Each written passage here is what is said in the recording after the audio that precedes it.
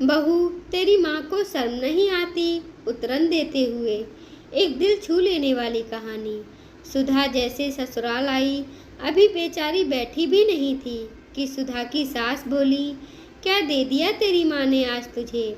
सुधा के हाथों में थैला देखकर सुशीला जी ने चश्मे के नीचे से झांकते हुए पूछ लिया। सुधा ने एक बार थैली को देखा और हुचकते हुए सुधा ने थैली में से निकालकर एक सूट अपनी सास के सामने रख दिया। सूट को उलट पुलट कर देखते ही सुशीला जी की त्योरियां चढ़ गईं। ये सूट तो पहना हुआ लग रहा है। तेरी माँ ने क्या इस बार पुराना सूट दिया है तुझे, और तू आराम से लेकर आ भी गई? ना तुझे शर्म लगी, ना तेरी माँ को। माँ जी, इसमें शर्म की क्या बात है? माँ जी, वो माँ का ये सूट मुझे बहुत अच्छा लगता था, तो इस बार माँ ने ये सूट मुझे दे दिया। अच्छा, तो इतने बुरे दिन आ गए हैं हमारे जो तू अपने मायके का उतरन पहनेगी? अरे, तुझे तो अकल नहीं, लेकिन तेरी माँ को तो सोचना चाहिए था ना। बेटी को उतरन देने से पहले आज ये सूट दे दिया, कल को तेरे बच्चों के लिए तेरे भतीजे भतीजी के पुराने कपड़े भी दे देंगी और तू आराम से ले आएगी कि तुझे बहुत पसंद थे। खबरदार, जो ये उतरन दोबारा घर में लेकर आई तो कड़कते हुए सुशीला जी बोली, और इसको पहनना भी नहीं मेरे सामने, समझी? सुधा सहम कर रह गई।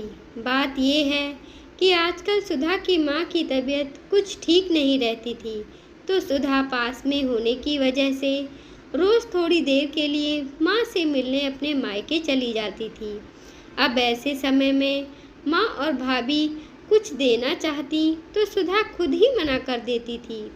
कहती थी, मैं तो सिर्फ माँ से मिलने आ जाती हूँ, इसलिए प्लीज़ आप लोग ये लेन देन मत किया करो। खुशी का माहौल हो तो कुछ भी लेना अच्छा लगता है, लेकिन इस वक्त आप लोगों पर बेवजह का बोझ डालना मुझे बिल्कुल अच्छा नहीं लगता। मुझे बहुत बुरा लगता है। बस मैं माँ के साथ ज़्यादा वक्त गुजारना चाहती हूँ, दिन भर उनकी खिदमत करना चाहती हूँ, और मुझे कुछ नहीं चाहिए।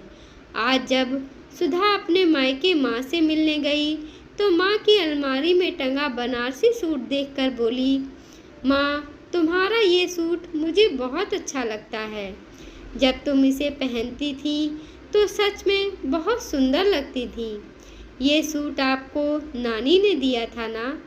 माँ, बहुत ही प्यारा सूट है। तब सुधा की माँ ने कहा, हाँ बेटा, लेकिन अब कहाँ मैं ये सूट पहनूंगी? तुझे पसंद है तो तू ले जा, मेरी निशानी समझकर तू पहनना। माँ की बात सुनकर सुधा भावुक हो उठी। ऐसा क्यों बोल रही हो माँ? देखना, तुम ठीक हो जाओगी। कहते हुए सुधा अपनी माँ के गले से लगकर बिलख पड़ी। उसे भी अंदेशा था कि अब माँ ज़्यादा दिन नहीं रहने वाली थी, क्योंकि माँ को कैंसर हो गया था और वो लास्ट स्टेज पर था। बहुत डॉक्टरों को दिखाया, लेकिन सबका कहना यही था, कोई फ़ायदा नहीं ऑपरेशन का, क्योंकि उम्र भी हो गई है और लास्ट स्टेज भी है। तो बस आप लोग सेवा करें। वापस आते वक्त माँ ने सुधा के थैले में वो सूट डाल दिया, लेकिन जिस सूट को सुधा माँ की निशानी समझकर लाई थी, वो उसकी सास को सिर्फ उतरन नजर आ रही थी, और उन्होंने बिना सोचे समझे सुधा की बेइज्जती कर दी। सुधा का मन खिन्न हो गया।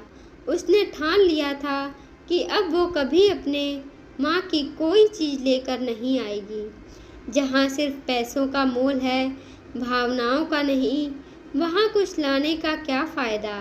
कुछ दिनों के बाद ही सुधा की माँ चल बसी।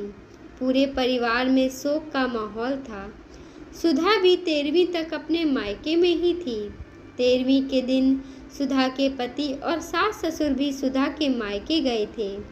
सारा काम निपटाने के बाद सुधा जब विदा होकर वापस ससुराल जाने लगी तो सुधा की भाभी माँ की अलमारी से निकालकर माँ के जेवर सुधा को देते हुए बोली, दीदी, माँ ने कहा था कि ये आपको दे देना है। आप इस घर की बेटी हैं, इसलिए आपका हक भी बनता है। माँ ने मुझे भी दिया है और कुछ जेवर आपके लिए भी रखे थे। दीदी, आप इनको अपने साथ ले जाएं। सुधा की आंखें छलक आईं। खुद को संयत करते हुए वो बोली, नहीं भाभी, माँ नहीं हुई तो क्या हुआ? अब आप सबसे ही मेरा मायका है। आप सब तो हैं मेरे साथ, तो फिर मुझे किसी निशानी की क्या ज़रूरत है? ये बाकी के जेवर आप पहन लो, क्योंकि माँ की छवि अब मुझे आप में ही नज़र आएगी। अब आप ही मेरे लिए माँ की जगह हो। भाभी, इसको आप पहनोगी तो मुझे आप में माँ दिखेगी। कहते हुए सुधा ने वो जेवर अपनी भाभी के हाथों में दे दिए। पास खड़ी सुधा की सास और पति भी देख रहे थे, लेकिन कुछ कह नहीं पाए। सास को तो सुधा पर बहुत गुस्सा आ रहा था। घर आते ही सुधा की सास बिफर पड़ी। भला इस वक्त भी कोई मना करता है लेने से? इस वक्त तो बेटियों को देने से माँ की आत्मा को शांति मिलती है। जब अपने मन से वो दे रहे थे तो क्या ज़रूरत थी मना करने की? बाकी के सारे गहने तो उस भाभी के पास ही तो रहने थे। तू अपना हिस्सा ले लेती, कभी ना कभी तो काम आ ही जाता। लेकिन तू बड़ी दानी निकली, उनको भी दान कराई। सास की बात सुन आज सुधा के मन का दर्द शब्द बनकर होठों से निकल पड़े। क्यों माँ जी, मैं भला माँ की उतरन इस घर में कैसे ला सकती हूँ? आपने ही तो कहा था कि आइंदा कभी मायके से उतरन लेकर मत आना। वो सूट माँ ने मुश्किल से 2-4 बार पहना था, लेकिन वो जेवर तो माँ हमेशा पहने रखती थी। फिर वो उतरे हुए जेवर मैं कैसे ले आती माँ जी? आप अपनी कही बात भूल गई माँ जी, लेकिन मुझे आपकी कही बात याद थी और मैंने आपकी ही बात का मान रखा कि कहीं दोबारा से आपको बुरा ना लगे कि मैं फिर से अपनी माँ की उतरन ले आई। बोलकर आंखों में आंसू लिए सुधा अपने कमरे की तरफ बढ़ गई और सास निरुत्तर सी देखती रह गई, लेकिन मन ही मन बड़बड़ाती रही, भला गहने भी कभी उतरन होते हैं? मुझे क्या, खुद ही अपने पैरों पर कुल्हाड़ी मारे तो मारे, बेवकूफ़ कहीं की। बड़ी दानी बनी, बाद में खुद पछताएगी जब भाभी भैया नहीं पूछेंगे। मुझे क्या? सुधा की सास बड़बड़ाती रही, लेकिन सुधा को अपने किए पर पछतावा नहीं था, बल्कि वो खुश थी, क्योंकि भाभी में भी उसको अपनी माँ की छवि दिखती थी और माँ बाप के बाद तो मायका भाई और भाभी से ही होता है। धन्यवाद दोस्तों।